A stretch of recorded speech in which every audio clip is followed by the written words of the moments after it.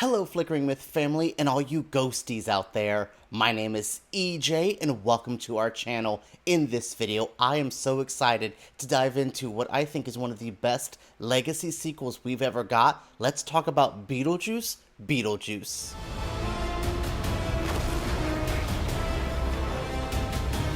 This movie was interesting for me to go into. I have seen that original Beetlejuice film countless times. It was one of those, I put it on repeat. Like when DVD first came out, I played that DVD in the original clamshell, kind of weird DVD packaging often. Like it was my thing. So walking into this movie, I felt kind of conflicted because the music started, we would be about the first 15, 20 minutes into the movie, and it's so jarring because I'm not in the world that I'm used to. I think they did a good job recapturing the magic, the tone, the feeling, but it was so jarring at first. But I settled into the movie and I was able to kind of process and get into these new characters or these returning characters, and overall, I quite like Beetlejuice Beetlejuice. I think this has a lot of great components to make this a legacy sequel worth the wait, worth the title, worth the hype. This is hard because, again, Beetlejuice is one of those movies that it felt like lightning in a bottle. Tim Burton has tried to recapture the magic of Beetlejuice continuously after some good examples and some not great examples. In the last recent years, Tim Burton and me have maybe not been on the same page, but I still respect and love his craftsmanship. There's things that I don't love about Tim Burton. We'll talk about that in the bad section of this video, but overall, I like Tim Burton, I respect him, and I wanted to love this. But again, some rough years for Tim Burton, so I went in cautiously optimistic, but I just love what this conjured up. It brought me back to the original Beetlejuice, but it also tried to move things forward. It tried to tell a familiar story, but add new spices to it, add new layers to it. There's a bit of a twist and turns and mysteries that I didn't expect. There's a lot of crazy characters. There's a lot of wild moments that are so kind of fun, outlandish, even a little bit more shocking than I expected. Does everything work? No, there is some, again, rough spots that we'll talk about, but overall, I had a great time revisiting what Burton has originally created with amazing returning people like Catherine O'Hara,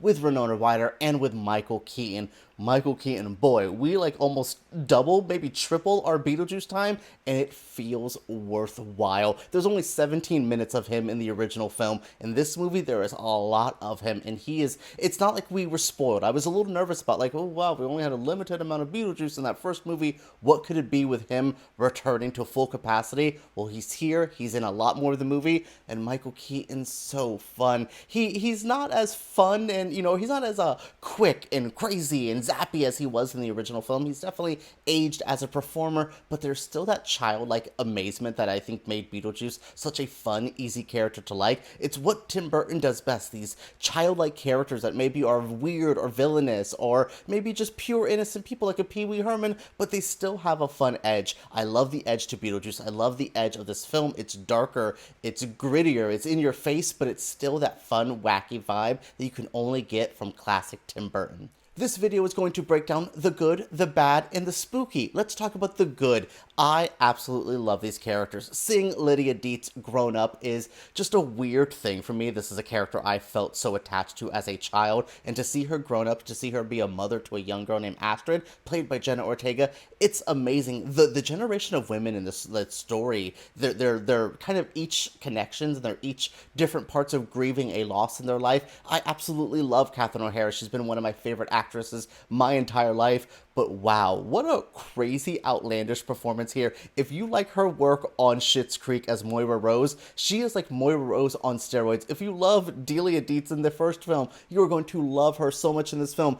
We've maybe kicked out some actors who maybe haven't done great life choices and are disgusting people. They're not into this movie, but we have returning people like, again, Winona Ryder, Catherine O'Hara, and then Michael Keaton. He is the star, the centerpiece, the great vibes, and I love his work with each of these characters. I honestly wanted more of Michael Keaton and Jenna Ortega together.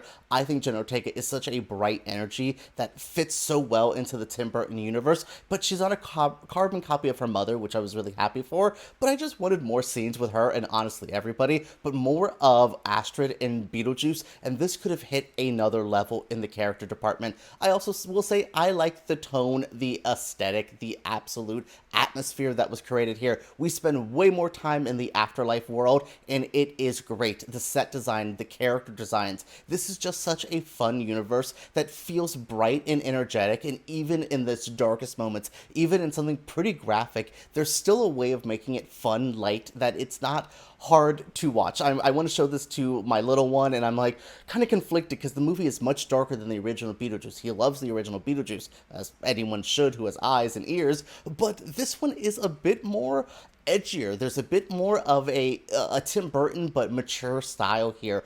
It's not making a full grown-up movie, as I would call it, but there's still something great here. I love what it tries to do with its aesthetic, its style, and its tone. All of that is pitch perfect. It even makes up for a script that is not the most fulfilling, but the script was what it needed to be. I love the story of the mother and daughter relationship right here. Astrid and Lydia are so opposite, but so grounded in their trauma and their life story, and I absolutely love that. The good here is these characters and the universe they created, and honestly, doing a simple story helped elevate the whole vibe.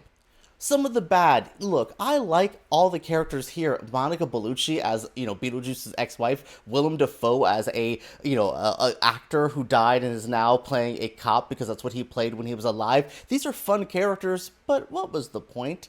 Justin Theroux's character, okay, yeah, you're there for some things, but he's far too annoying. There's just these supporting characters that I feel kind of weigh down some of the energy, or if we would have taken out some of the supporting characters, we could have focused on what was presented a little bit better. It just gets a bit too overstuffed, and I think that really hurts the overall experience of me being as rewatchable as some of the other ones were. It doesn't have that rewatchability because, we'll see. I could probably watch this movie again for sure, but it doesn't have that rewatchability for me, at least on first viewing, because these characters aren't as easy to fall in love with as, Otho from the original one. I like those little weird characters. This one doesn't have those iconic side ones that I absolutely love. And in terms of the bad, look, Tim Burton has some traits and some qualities we all know, and he's a bit cringeworthy in some choices. One of the ones that stands out for me here is there's a Soul Train gag that is repeated and extended at times, and it's not funny. Like,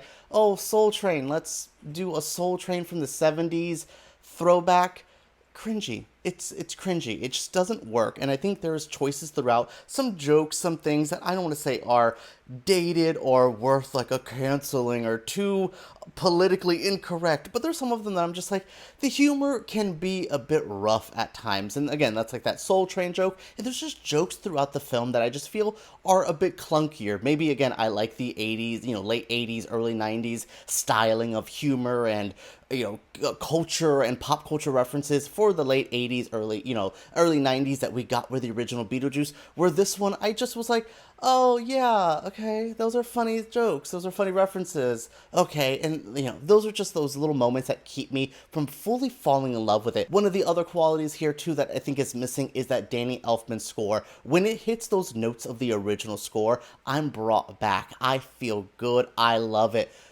And then there's other times where I'm like, oh, we're just relying on soundtrack songs. Oh, it's just music we know already. Okay, you know what I mean? There's just those things that I feel, again, there is just missing these sparks. I could give this, I think the original, if I'm going to rate it out of 5, is like a 4.5 out of 5. It's amazing. This one just hits that 3.5, 4, just because there's these little parts that could have brought it over the edge and over the top to a classic level of viewing. But without that score, with some, cringy humor that I don't particularly like and don't find it to be funny, and these messy supporting characters, it just keeps Beetlejuice from hitting that iconic level that I think is the potential is there. You want to talk about creepy. This movie has a lot more going for it. There's a moment where Beetlejuice spills his guts, literally. There's a lot more blood. There's a lot more of a darker edge here. There's a moment that Astrid goes through, with a, trying to figure out herself and maybe find love that was a bit more serious, that was a bit more,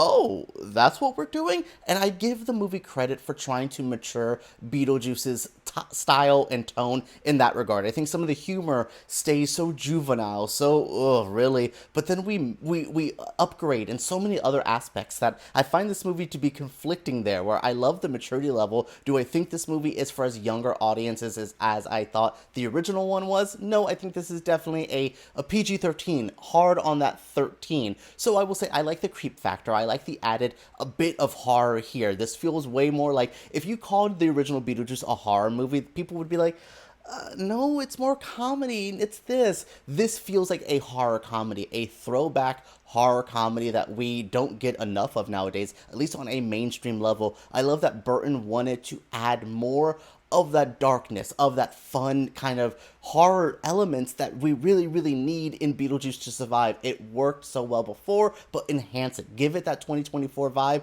in good ways. You know, again, we can monetize, we can update things in a perfect way, and this does just that. Alright everyone, that is it for my review of Beetlejuice Beetlejuice. My thoughts are all over the place, but this movie had me all over the place. I overall very much enjoy and respect what this did. It's not perfect, and I guess that fanboy side of me is really upset that I could have seen a great, amazing 10 out of 10 follow-up to Beetlejuice Beetlejuice, but still, this is one of the best legacy sequels we got. I would take this over any of the recent Ghostbusters. That is the 2016 one, that is the other two ones after. This to me brings back what we love from the original, but updates it in just that perfect way. What are your thoughts on Beetlejuice Beetlejuice? What are your thoughts on this review? Share your feelings all down below. I want to talk with you about this movie, about Tim Burton stuff. What's your last favorite Tim Burton movie? Share all of those thoughts. I want to talk with you all. Make sure you guys subscribe, give me a thumbs up, and let's talk about Beetlejuice Beetlejuice right down below.